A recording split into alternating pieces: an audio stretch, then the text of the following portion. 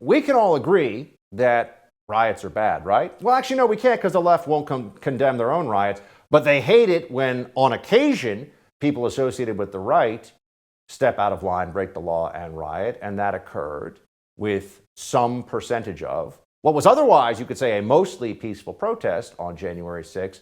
But there was a contingent that became violent against police and destroyed property, went inside the Capitol building, and gave an enormous gift to their political opponents on the left in the process. This was a blunder, but that's what it was, a riot that was quelled, and then the Congress went about its business. Everybody on the right of any standing condemned this, said it was a bad thing to do. But was it the darkest day in America's recent history in, say, 20 years? Does it harken back to the most catastrophic attacks in the history of our republic? According to Vice President Kamala Harris, yes, it does. This was her this morning. Certain dates echo throughout history, including dates that instantly remind all who have lived through them where they were and what they were doing when our democracy came under assault. Dates that occupy not only a place on our calendars, but a place in our collective memory. December 7th, 1941, September 11th, 2001, and January 6th, 2021. Yeah, September 11th, Pearl Harbor, January 6th.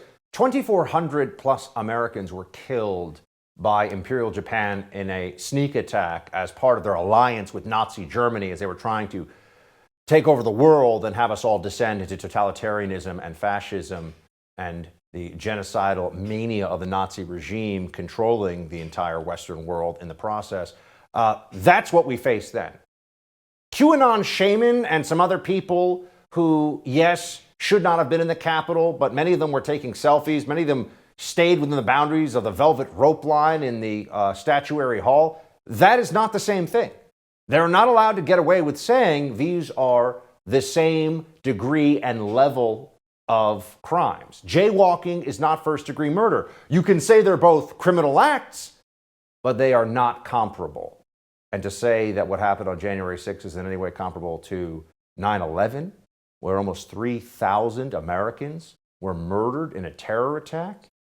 Those incidents, by the way, Pearl Harbor and 9/11, led to major wars in which thousands, tens of thousands of people lost their lives soon afterwards. Who lost lives on the actual day of January 6th? Ashley Babbitt, an unarmed female protester who was shot in the neck by a Capitol Hill police officer with a history of poor conduct. So why are we seeing these comparisons made? Because this is about politics, as you know.